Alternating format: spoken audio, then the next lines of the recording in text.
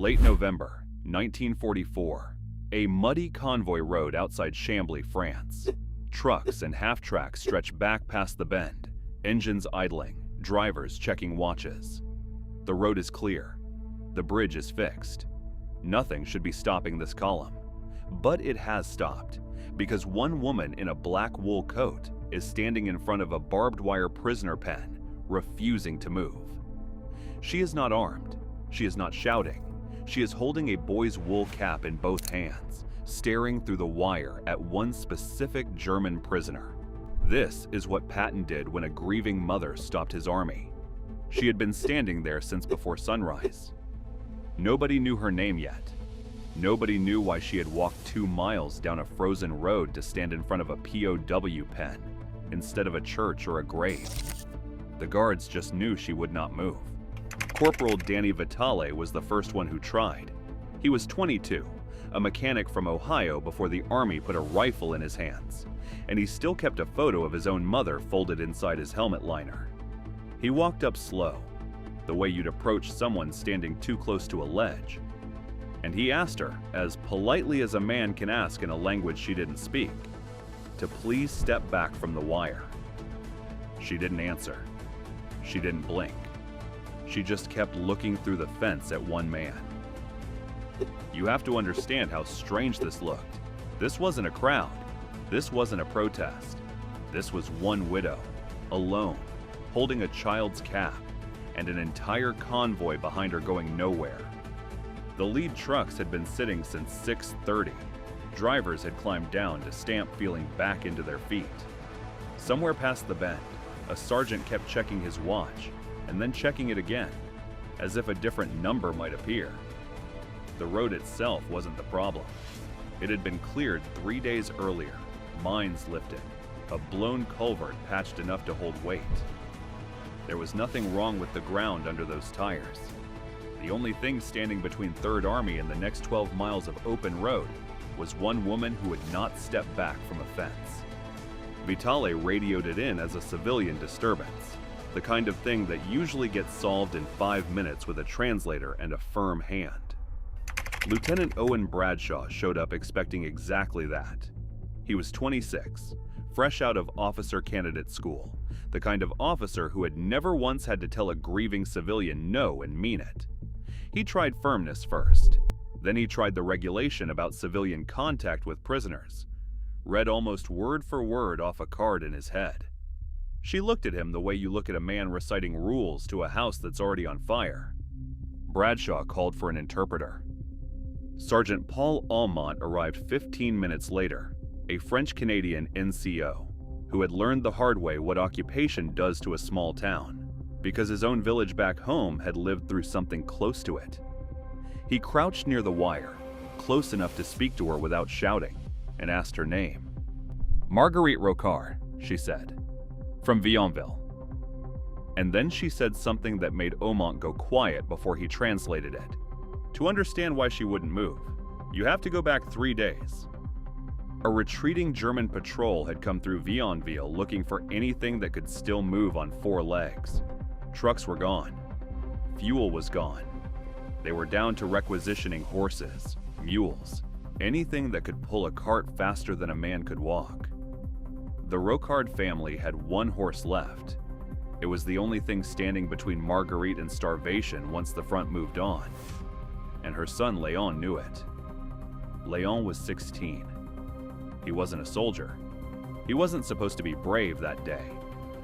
But when the patrol came for the horse, he stood in the barn doorway holding the halter rope and would not let go. A neighbor, Émile Fournier, watched it happen from his kitchen window because he was too afraid to open the door. He saw the soldier raise his rifle. He saw Léon still holding the rope when he went down. Fournier didn't tell anyone what he saw until 2 days later, when he heard American trucks had picked up a German patrol at a crossroads 6 kilometers away. He gave Marguerite a description: height, a scar near the left eyebrow, the way the man held his rifle low against his hip. She walked to Chambly the next morning and stood at the wire until she found the face that matched it.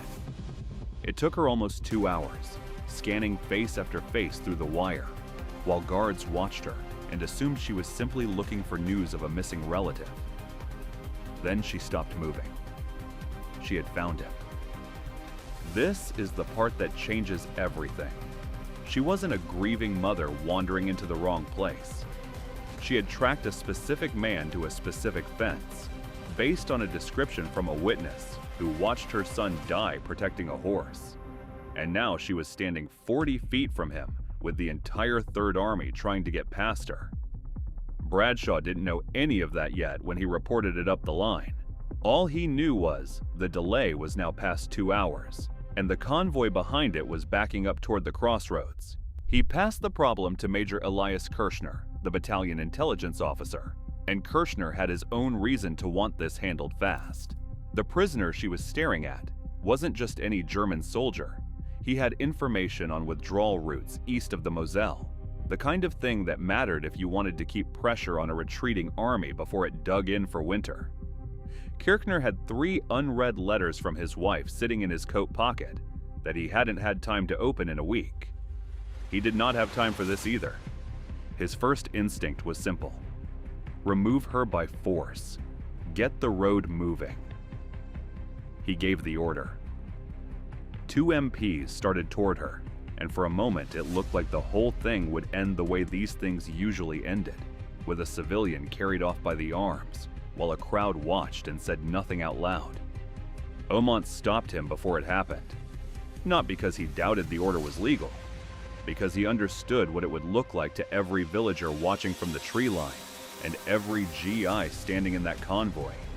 An American army physically dragging a war widow away from the fence to protect the man who killed her son. That wasn't a delay anymore. That was a story that would travel faster than any convoy. Kirschner rescinded it, and that left him with nothing. He couldn't force her away without making it worse. He couldn't let her near the prisoner without risking exactly the kind of incident that gets an intelligence asset killed and an officer relieved. He couldn't ignore her, because the road behind her was now Third Army's main supply route, and every hour lost was an hour the Germans used to dig in. So the report went up again. Not because anyone up the chain cared about one widow's grief, because a 2-hour delay on a main supply road during an active advance is the kind of thing that gets flagged on a map board at headquarters. The Germans weren't standing still while this played out. Every hour Third Army lost on that road was an hour a retreating unit east of the Moselle used to dig fresh positions, string wire, and turn open country into something that would cost men to take back later. That was the math nobody at the fence was saying out loud, but everybody in a command tent understood it without being told. By noon, the convoy stretched back nearly a mile past the bend, half-tracks and fuel trucks sitting bumper to bumper on a road that was supposed to be empty by mid-morning. Officers up and down the line were making the same phone calls, asking the same question. Why is the road still blocked? Nobody wanted to be the name attached to the answer. That's where Patton heard about it. He didn't hear it as a story about a mother. He heard it as a stalled column on his own road. A staff officer pointed to the map, said there was a civilian disturbance holding up traffic outside Chambly, said it had been going on since before dawn. Patton didn't ask for details. He asked for his Jeep. He arrived the way he always arrived, fast, before the engine had fully stopped, boots already moving. Mud came off the tires in a spray that reached the first row of soldiers. Every man near that fence straightened up the second they saw the stars. Everyone expected the same thing. Force her out. Clear the road. Get this column moving in the next 5 minutes, or somebody was going to explain why not. That was the Patton they'd all heard about, the one who once slapped a soldier for shaking, the one who thought a stalled column was worse than most sins a man could commit. Bradshaw actually took a half step back, the way you do when you expect a blast wave. But Patton didn't look at Kirschner. He didn't look at the prisoner. He walked straight toward the wire and stopped in front of the one thing nobody else had asked about, the cap in her hands. "Ask her what she's holding," he said. Aumont translated. Marguerite lifted the cap slightly, the wool worn soft and dark at the brim. a stain along the edge that hadn't come out in the wash. His cap, she said. He was 16. Patton didn't say anything for a moment. The whole scene had gone quiet in a way it hadn't been quiet all morning. Even the engines behind them seemed farther away. "Ask her what she wants done," he said. This is where every man standing there expected the story to turn ugly. A mother, a dead son, a killer 40 feet away behind wire, and a general known for his temper standing in the middle of it. Bradshaw braced for an order to make an example. Kirshner braced for a diplomatic disaster either way. Omont translated the question. Marguerite answered without raising her voice. "I don't want him shot," she said. "I want him to say the name." Patton went still. "Say whose name," he said. "Léon Rocard," she said. "He should have to say it. Not a report. Not a number. His name."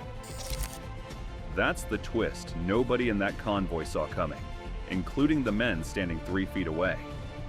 She hadn't walked 2 miles for revenge. She hadn't come for blood or money or even an apology in the way anyone expected an apology to sound. She wanted her son's name spoken out loud by the man who ended his life, so that Léon wasn't just another line in a casualty count. So he was a person again, even for 10 seconds, even to the man who killed him. Now watch what Patton did with that, because this is the part that surprised the men who told the story afterward more than anything else that happened that day. He didn't offer money.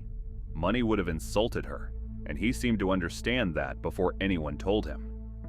He didn't offer a formal apology through channels, the kind that takes 3 weeks and means nothing by the time it arrives. He didn't threaten the prisoner, and he didn't hand him over, which would have broken every rule the army was supposed to stand for in front of every villager watching. He turned to Kirshner instead. "Bring him to the fence," Patton said. Kirshner hesitated. This was the man with intelligence value, the one he'd spent all morning trying to protect. Patton didn't raise his voice, and he didn't need to. "Under guard. At the fence. Now."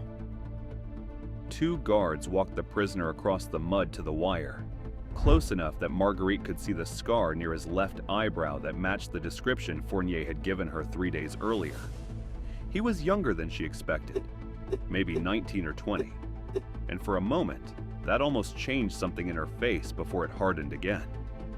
The prisoner's eyes moved from the woman to the American general, to the interpreter, and something in his face changed when he understood what was being asked of him. This wasn't an interrogation. This wasn't a beating.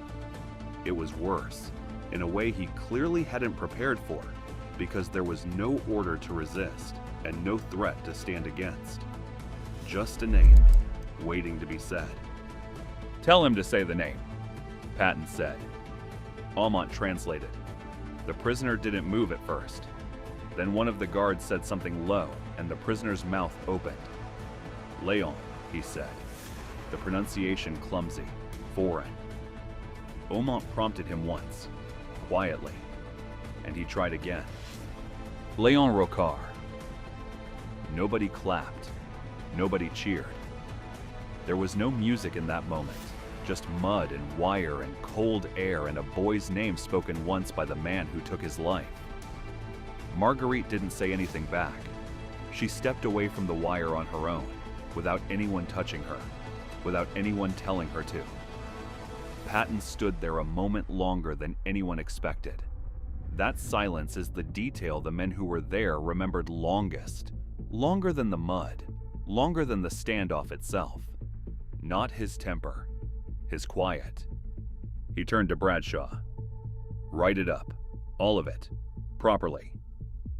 Then he turned to Vitale, who was still holding the gate rope like he'd forgotten what it was for. "Get this road moving." The convoy started within 15 minutes, not because the obstacle was cleared by force, but because the thing underneath the obstacle had finally been answered.